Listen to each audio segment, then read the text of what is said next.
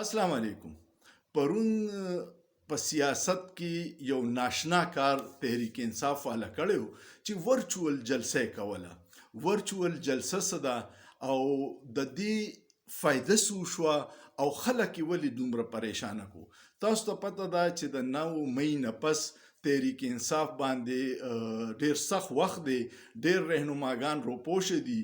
تحریک انصاف چیرمن عمران خان صاحب باندې یو 200 اف آی آر درج دي او هغه په جیل کې دي او داغه د आवाज او په هر څه باندې په میډیا پابندي ده، ځکه چې د حکومت په کنټرول کې ده. سوشل میډیا دغه سي د حکومت په کنټرول کې نه ده، نو د هغه ټول لیډران خو روپوش دي، خو د سوشل میډیا یو 2-3 اکټیویست دا فیصله وکړه چې موږ په 17 دسمبر باندې 9 بجې ماښام به ورچوال جلسه کوو. دا په تاریخ کې چرته مخکې نه وه شوې. خلکو وی چې ورچوال جلسه بسی، خو بیا د پی ټی آی د هلکان خو په سوشل میډیا ډیر تکړه دي، هغوی د هغې دومره ایډورټایزمنټ وکړو چې د حکومت سره پریشانی جوړه شوه چې آیا دا به څه کیږي. او د حکومت چې کوم نگران حکومت دی د هغوی کار دی چې د هغوی په نگرانۍ کې غیر جانبدار الیکشن وشي، صاف او شفاف. خو د هغوی رویه روزانه دا ثابتوي چې هغوی صرف د تحریک انصاف خلاف دي او نور ټولو پارټیانو له کلاو میدان ورکوي. دا کوم فیصله چې چیف جسټس صاحب لاګو کړه د ډیپټي کمشنر او د اسسټنټ کمشنر چې به د آروز ډیوټي کوي، نو دغه ډیپټي کمشنر او آروز چې ډیوټي به کوي ای خو الریډي د پی ټی آی خلاف څوک کله په 3 ایم پی او کې بندي، کله دفعه 144 لګي، په بلوچستان کې په ګراوند کې اوبه پرېښودې. نو دا خو غیر جانبدار رویه نه ده. دا حکومت چې دی نگران دام د پی ډی ایم د حکومت یو تسلسل دی، ځکه چې وزیر داخله سرفراز بوکټي 4 میاشتې ښه مزي وکړي او اوس یې ریزاین کړه او په بلوچستان کې د مسلم لیگ نون په ټیکټ باندې الیکشن کوي. دغه رویه چې وا هغه ډیره عجیبه وه. نو خلکو وی چې زه د سوشل میډیا باندې به د حکومت دومره سختی نه کوي، خو پرون دا عجیبه کارو شو چې د هغې کم نگران منسټر دی عمر سیف صاحب، یا خو هغه په خپله دا سوچ کړی یا د چا په دباو کړی، نو په ټول ملک کې د انټرنیټ سپیډ یې کم کو. خو هغوی ته دا پته نه وه چې د پی ټی آی د هلکان خو پړه لیکه دي او دوی ته د وی پی این پته ده چې که ستا ملک کې درته بند کړي نو ته د نورې دنیا نه د وی پی این په ذریعه ځان کنیکټ کولی شي. او هغه دومره یو کامیابه جلسه شوه چې د حکومت د دې کمقلتوب د لاسه هغه جلسه کې چې کم خلک نو مو خبر او یا چې کم خلک د پی ټی آی ووټران نم دي، هغوی ته پته ولګي چې نن څه چل دی، ټول ملک نیټ ډیر سلو دی، یوټیوب خو تقریبا بند او دا نور نیټورک یې دا هم ډیر سلو وي.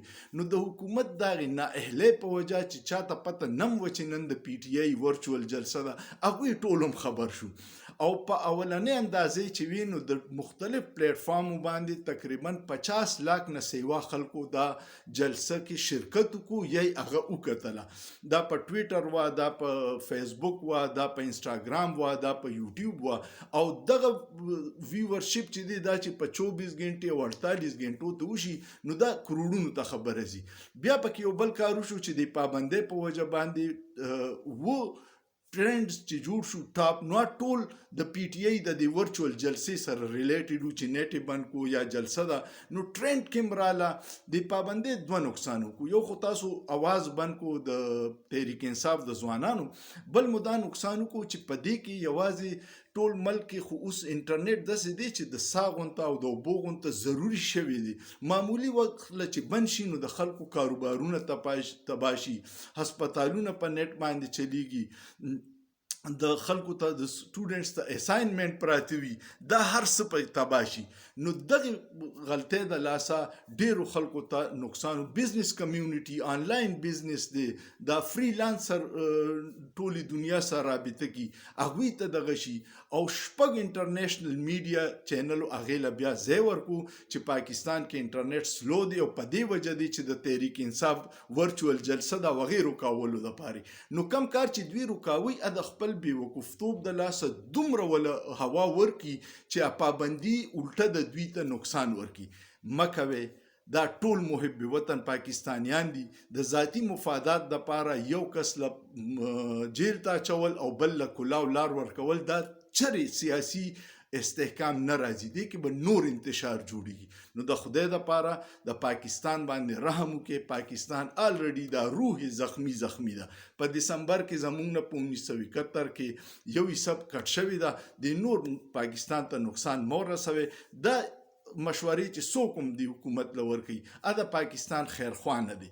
د پاکستان بلا په دې کې ده چې د عوامو د حقیقي نمایندگان راشي، منتخب شي او هغوی حکومت جوړ کړي او د عوامو د مفاد فیصلې وکړي، نو پاکستان به ترقي کوي. امید لرم تاسو به د خبرو سره اتفاق کوئ. کو اتفاق موي نو زما یوټیوب چینل انیس خان آفیشل سبسکرایب کې کمنټ په لازمن کوئ. د کمنټ سره ماته پته لګي چې تاسو د ویډیو نه اثر واغستو، پوه شوي پی او کو نه سجیشن یا ماته وای.